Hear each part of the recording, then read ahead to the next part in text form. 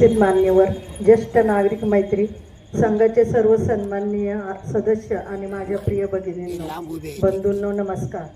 आज मी तुमच्या समोर उभी आहे एक साधी गृहिणी म्हणून, पण मनात एक असाधारण समाधान घेऊन.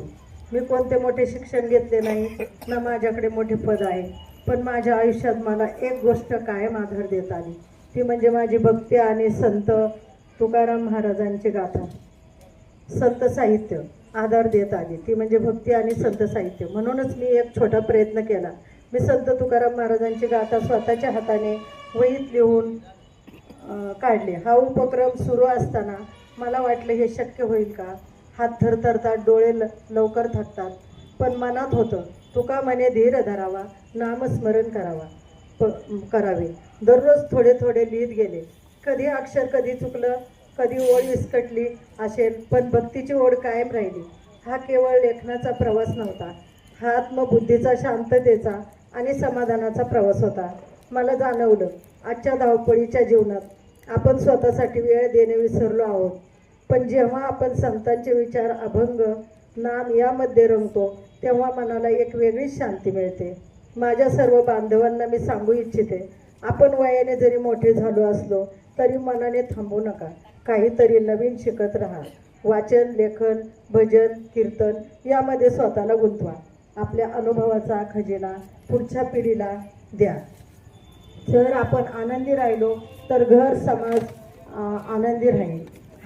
हा माझा छोटासा प्रयत्न जर तुम्हाला प्रेरणा देऊ शकला तर मी म्हणेन हे माझे कार्य सफल झाले. शेवटी तुकाराम महाराजांच्या ओळीने मनोगत संपवते. आता विसो अवघे देवा, तुझ्या नामी रंगावे. धन्यवाद. वर्धापन दिनानिमित्त उपस्थित सर्व ज्येष्ठ बंधू आणि माता भगिनींनो,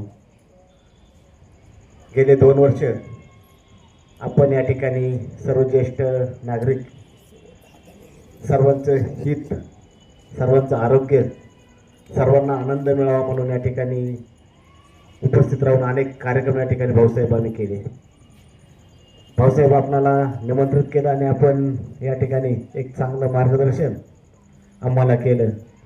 सुरेश भावाने त्याशी बसलो आणि मी सुचवलं की भाऊसाहेब आपणाला अनेक योजनांची माहिती देतील, ज्या आम्हाला फायद्याच्या योजना आहेत भाऊसाहेब, त्या आम्ही तुमच्याकडे घेऊन येऊ आणि आमच्या सर्व ज्येष्ठ नागरिकांना त्याचा लाभ मिळेल, देता येईल अशा पद्धतीचं काम आम्ही या ठिकाणी करू.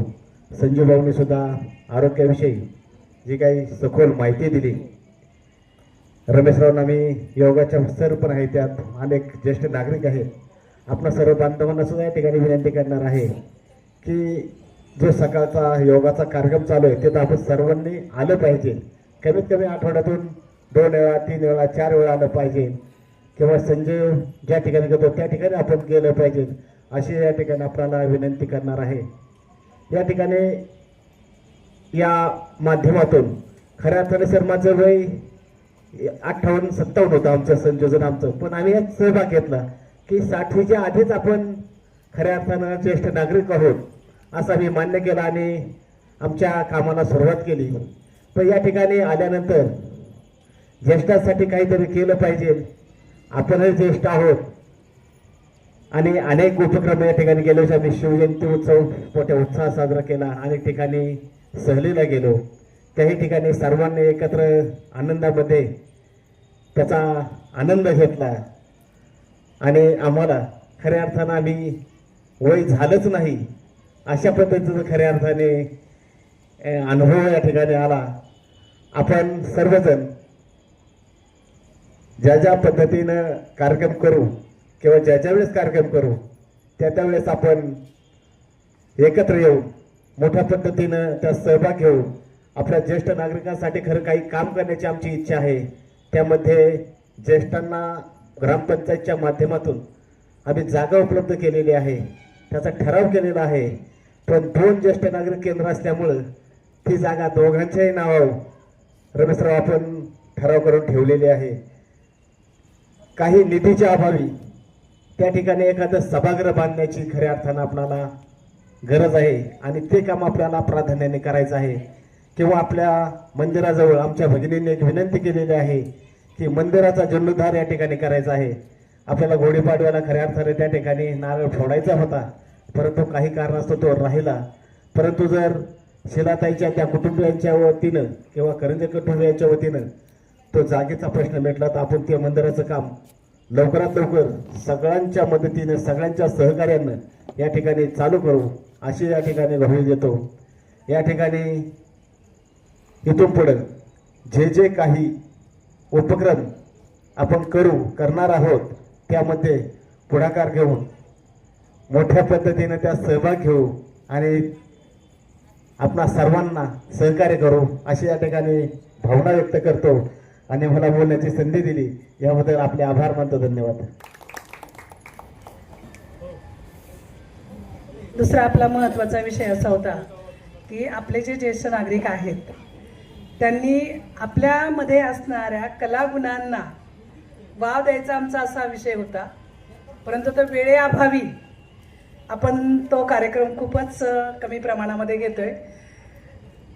या ठिकाणी पदवीधर शिक्षक संघटनेचे सन्माननीय आमचे अध्यक्ष श्री सोपानराव धुमाळ सरांनी आपल्या ज्येष्ठ नागरिकांमध्ये ज्या कला असतात त्या कलांमध्ये सरांमध्ये जर पाहिलं तर अतिशय महत्त्वाची कलागुण संपन्न अशी शक्ती आहे.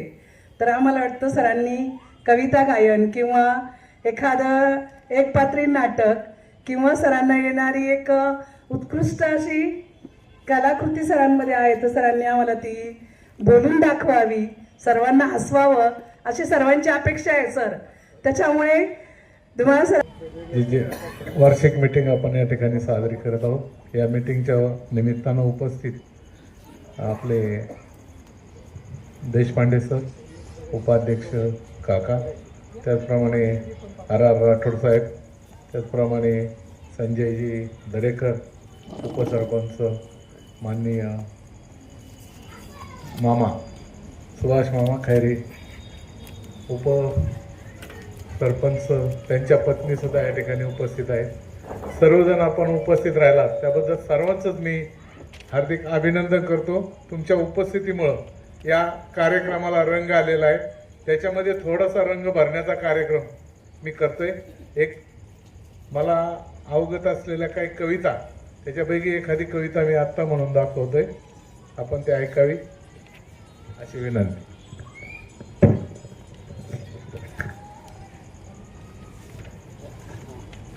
इयत्ता 5वी मध्ये असताना आम्हाला जी गुरुजींनी शिकवलेली कविता आहे, केवढे हे क्रौर्य, ज्यामध्ये अत्यंत चांगल्या स्वरूपामध्ये वर्णन केलेलं आहे. ते मी गाऊन दाखवतो थोडक्यात. माझा आवाज काही एवढा चांगला नाही, पण थोडक्यात आपल्याला दाखवतोय. क्षणोक्षणी पडे उठे परिबळे, उडे पापडी चुकी पथई येऊनी, स्तिमित दृष्टीला झापडी. किती घळघळा गळे रुधिर कोमल अंगातुनी, तसीच निज कोटरा परत पातली पक्षिणी. मने निज शशुं प्रति अधिक बोलवे ना मला, तुम्हास अजी अंतीचा कवळ एक मी आणला. करा मधुर हा चला भरविते तुम्हा एकदा, करो जतन या पुढे प्रभू पिता अनाथा सदा. आहा मधुर गाऊनी रमविले सकाळी जना, कृतघ्न मज मारतील नचही मनी कल्पना. तुम्हास्तव मुखी सुखे धरुणे घास झाडावरी, क्षणेक बसले न तो शिरतबान माझ्या उरी. निघून नर जातीला रमविण्यात गेले वय, म्हणून वदिले मला किती दया कसा हा नय. उदार बहुशूर हा नर करो करी झाला, वधूनी मज पाखरा निरपराध की दुर्बला. निघून नर जातीला रमवण्यात गेले वय म्हणून वधिले मला किती दया कसा हा नय उदार बहुशूर हा नर खरो खरी जाहला वधूनी मज पाखरा निरपराध की दुर्बला मनाल भुलली जगा विसरली प्रियाले करा म्हणून अतिसंकटे परत पातली मी घरा नसेल वही उष्णतानच कुशीत माझ्या शिरा स्मरा मज बरोबरी परिदया घना ईश्वरा असो रुधिर वाहून नच बिजो सुशय्या तरी म्हणून तरुच्या तरी निजली ती द्विजाभूवरी जिवंत बहुबोलके किती सुरम्य ते उत्पल नरे धरुण नाशिले खचित थोर बुद्धी बल मातीत ते पसरले अतिरम्य पंख केले वरी उदर पांडुर निष्कलंक चंचोतसीच उघडी पद लांबविले निष्प्राण देह पडला श्रमही निमाले. आता ह्या पक्षिणी या कवितेमध्ये तिचं वर्णन अत्यंत चांगल्या स्वरूपात केलंय.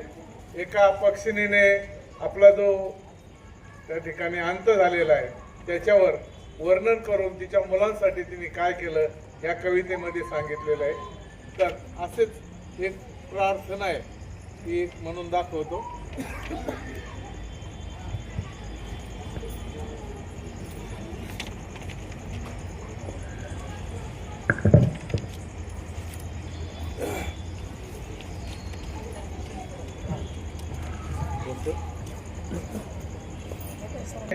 गे माय भू गे माय भू तुझे मी फेडीन पांग सारे आणीन आरतीला हे सूर्य चंद्र तारे हे सूर्य चंद्र तारे आई तुझ्या पुढे मी आहे अजून तान्हा शब्दात सोड माझ्या आता हळूच पाना आई तुझ्या पुढे ही माझी व्यथा कशाला जेव्हा तुझ्यामुळे या जन्मास अर्थ आला मी पाय धूळ घेतो जेव्हा तुझी जरासी माझी ललाट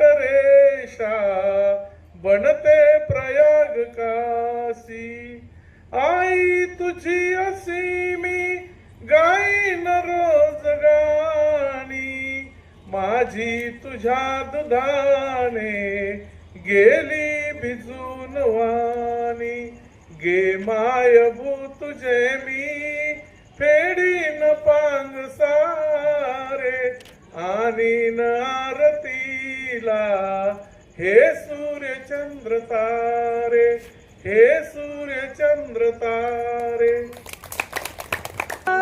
शंकरा करुणा करा जग जागवा शंभा शंकरा करुणा करा जग जागवा अंधार हालोपवा द्यावा प्रकाशनवा अंधार हालोपवा द्यावा प्रकाशनवा चराचर उजळाया चैतन्याची ज्योत चेतवा हे शिवा चराचर उजळाया चैतन्याची ज्योत चेतवा हे शिवा शंभो शंकरा करुणा करा जग जागवा शंभो सम्मार्जली अंगणी पाणावले गदणे सम्मार्जली अंगणी पाणावली गदणे आसावला आसमंत अमृताने चिंबना हवा हे शिवा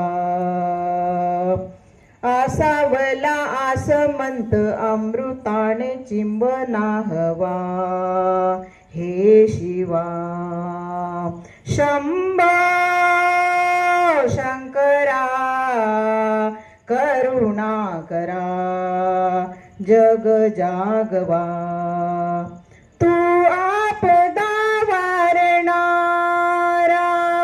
तू दुःखिता तारणारा तू आपदा वारणारा तू दुःखिता तारणारा होई कृपावंत विश्वातले आत होई कृपावंत विश्वातले आत अभयंकरा शांत व्हा हे शिवा शंभो शंकरा करुणा करा जग जागवा शंभो शंकरा करुणा करा जग जागवा शंभो शंभो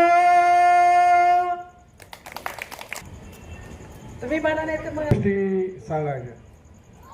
एक नंबर आपण इथं कार्यक्रम घेतो होतो, रावसाहेब पाटलांना किती नियोजन करावं लागलं असेल तरी आपली उपस्थिती अध्यक्ष आपले किती मेंबर आहेत तिथं, एकूण मेंबर किती 104 पैकी. आता मी आल्यापासून मी मुद्दाम नाव नोंदवत होतो की बा एक हाक मारल्यानंतर किती जण उपस्थित राहतात, तर एक 47 काहीतरी आकडा आला. असं नाही व्हायला पाहिजे ना. आता हे आमच्या मित्राने संजू भाऊनी काय सांगितलं की आठवड्यातून एकदा तरी तुम्ही मित्राला भेटा. मी मध्ये टाळाटाळ करत होतो, पण मला असं वाटतं की इथे येऊन आपल्याला काहीतरी व्यक्त होता येईल. तर माझी इतर ग्रुपवर टाकून द्या बरं का अध्यक्ष महोदय, की सगळं इथून पुढे सर्व कार्यक्रमाला सगळ्यांनी जास्तीत जास्त उपस्थित राहायला पाहिजे. कालच्या कार्यक्रमात आता आम्ही फुले जयंतीसाठी मी गेलो होतो तळेगावला. जास्त मी म्हणजे जवळजवळ 12 वर्ष मी तळेगाव डमरेला पशुवैद्यकीय दवाखान्यात मी काम केलं, त्यामुळे मला थोडी तिकडली अटॅचमेंट असलं. मी तिथं गेलो, तिथं अशीच परिस्थिती, लोक एवढे उदासीन काय काही कळत नाही मला. हां, मोबाईल द्या ना त्यांना, सकाळपासून संध्याकाळपर्यंत त्याच्यात बोटं घालत बसतील. मोबाईलबद्दल बोलायचं म्हटलं तर मी एक सांगतो तुम्हाला, मी स्वतः बदल केला की मोबाईलनी काय होतं आपल्याला झोप लागत नाही. पण तेच तुम्ही पुस्तकं वाचा, जे आमच्या धुमाळ सरांनी गुरुजींनी खूप छान कविता म्हटल्या. मला माझ्या काळातला, मी 1970ला मी पहिलीला होतो, तर त्या काळच्या मला कविता आठवायला लागल्या की आपण ते मराठीचे सर म्हणायचे, मी यायच्या अगोदर सगळ्यांनी ते कविता म्हटल्या पाहिजेत. मग ती घाल घाल पिंगा वाऱ्या माझ्या परसात. आपण एकाच बॅचचे असावेत कदाचित. माहेरीच्या सुवासाची कर बरसात, सुखी आहे पोर सांगा आईच्या कानात. किती सुंदर आहे ना. हा, थोडं विषयांतर होतंय, तर माझी एकच विनंती की सगळ्यांनी उपस्थित राहत चला. आजच्या कार्यक्रमाला आमचे मित्र राठोड भाऊसाहेब यांनी खूप चांगलं मार्गदर्शन केलं. ती ज्या ज्या वेळेस एक एक योजना सांगायची तेव्हा माझ्या डोक्यात एक क्लिक व्हायचं, अरे आपला हा नातेवाईक आहे, समजा हा मित्र आहे, हा नातेवाईक आहे, ह्याला ह्या गोष्टीचा फायदा होऊ शकतो. तर त्यांचे मी आपल्या मंडळाच्या वतीने आभार मानतो. संजूबाबद्दल मी काय बोलणार, मी सायन्स ग्रॅज्युएट आहे, पोस्ट ग्रॅज्युएट आहे, पण ते जे शब्द बोलत होते ते मला कळत होतं.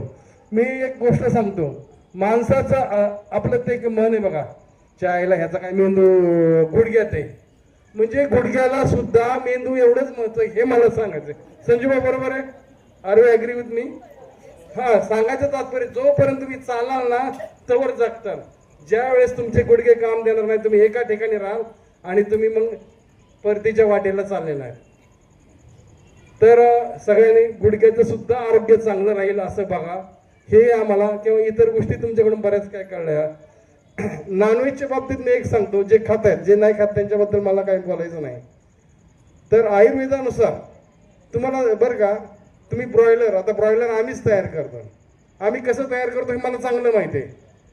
तर आयुर्वेदानुसार पक्षी सूर्य मावळल्यानंतर काही खात नाही. मग आम्ही काय करतो, बल्ब लावतो आणि भरपूर खा खा खा भरपूर खा. तर आमचं असं म्हणणं आहे की 42 दिवसामध्ये एक अडीच किलो वजन झालं पाहिजे, की जे नियमानुसार चुकीचं आहे. मग हे काय वजन आहे का? नाही, हे अजीर्ण नाही. आणि तुम्ही अजीर्ण कोंबड्या खात असाल तर ते चुकीचं आहे. आठवड्यातून 2दा ब्रॉयलर खात असाल तर 2 आठवड्यातून एकदाच तुम्ही गावरान कोंबडी खा. कारण मी सध्या लोकांना माझं काम आहे, मी पेन्शन घेतो पशुसंवर्धन खात्याची, त्याच्यामुळे त्याचा प्रचार करणं मला कर्मप्राप्त वाटतं. मग मी बरेचसे शेतकरी गोळा करतो. अरे बाळा, तुला कशातून गाईच्या दूध धंद्यातून उत्पन्न फार अवघड आहे. तर मी त्यांना 100 कोंबड्या पाळा असं मी त्यांना सल्ला देतो. आमचं मध्यवर्ती अंडे उगवणी केंद्र आहे खडकीला, तिथेही पिल्लं भेटतात. 100 पिल्लं आणा. 3 महिन्यानंतर नर आणि मादी एकत्रच असतात. 3 महिन्यानंतर नर विकून टाका, 50 कोंबड्या वाढवा. तर संजय भाऊ, नॉनव्हेज खाणं वाईट नाहीये, खा, पण आयुर्वेदानुसार कसं खायचं ह्याला फार महत्व आहे. एक दुसरा मी माझ्यात बदल केलाय की मी खूप काम करायचो. सकाळी 7 ते रात्री 10, 11, 12 वाजेपर्यंत काम करायचो. मी आता बदल केलाय स्वतःमध्ये. आणि दुपारचं जेवण 11 वाजता आणि संध्याकाळचं जेवण 7, 7:30ला करतो. त्यावेळेसपासून मला भूक लागायला लागली. म्हणजे भूक हा प्रकारच नसायचा.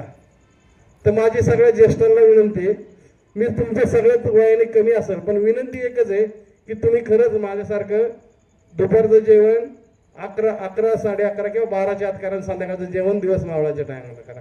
ह्याचा तुम्हाला नक्कीच फायदा होईल. महिनाभर करून बघा, फायदा होईल. आणि इतर टायमाला काही खायची गरज नसते. हा सर बोला. पशु खात्यात होता ना, मला एक शंका आहे. बोला की. काय आता तुम्ही कोंबड्या, गाय किंवा बकरं याला आपण कापतो आणि जो साप त्याच्यावर माणूस मरतो, जो वाघ चावल्यावर माणूस मरतो, त्याला आपण पकडतून सोडून देतो. मग जे खरे गरीब आहेत त्यांना आपण कापून खातो आणि जे आपली शिकार करतात हे काय कळलं नाही मला. प्रश्नाचं होतं तुमचा प्रश्न रास्त आहे, पण हा माझ्या खात्याची संदर्भ नसून फॉरेस्टची संदर्भ आहे. पण मी पण त्याच्याबद्दल खरंच मला बी फार वाईट वाटतं. जांबूच्या एका महिलेला बघा, ती आजी वॉशरूमला गेली, तिथून फिरायला गेली आणि तिला उचलून नेलं. खूप वाईट वाटतं. पण आता प्रशासनामध्ये राठोड भाऊसाहेब त्यांनी सांगा नाही का, तर असं नाही व्हायला पाहिजे. अध्यक्ष महोदय, आपणही आजच्या कार्यक्रमाचे अध्यक्ष देशपांडे काका, आपणही त्या खुर्चीचा मान राखला. तसेच उपाध्यक्षाबद्दल मी काय सांगणार, तर त्यांनी ते सगळं नियोजन केले. तर इथून पुढे जास्तीत जास्त संख्या वाढावी आणि लोकांना वाटलं पाहिजे आला ज्येष्ठ आहेत. आम्ही वृद्ध नाहीत पण आम्ही ज्येष्ठ आहोत आणि आपल्याला कोणा परावलंबी व्हायचं नाही, अजिबात नाही. म्हणजे मला एकच मुलगी म्हणून मी म्हणत नाहीये, पण पुढची पिढी आपली सेवा करण्याची अपेक्षा ठेवू नका, एवढं मला सांगायचंय. आणि अध्यक्षांच्या परवानगीने आजचा कार्यक्रम संपला असं जाहीर करतो. धन्यवाद. ते आयुष्यमान योजनेचे तर आपण सगळे एकत्र जर त्यांनी आपण काम केलं एखाद्या रॅवर येऊन की ती एका दिवशी आपल्या सगळ्यांचं कार्ड निघून जाईल. हा म्हणजे एक दिवस ठरवून घ्या आणि त्यांना पण बोलू आपण. मग ते आपल्याला त्यांच्या मार्गदर्शनाने केलं म्हणजे जास्त पळापळ करायला लागायची नाही. आणि त्याचप्रमाणे डॉक्टरचं पण त्यांना कुठल्या गुडघ्याच्यासाठी आपल्याला त्यांना काय द्यायचे हे एक आपण त्यांच्याकडून ते गुडघ्यासाठी खास सगळ्यांना गुडघ्याचाच प्रॉब्लेम आहे. त्यासाठी ते एक रविवारी भाऊसाहेबांनी त्यांचं एका रविवारी आपण सगळे येऊन गुडघ्यांचे आजार एकदा म्हणजे हा एक दिवस ठरवा. म्हणजे काय होईल, मोबाईल नाही मग ते होत नाही.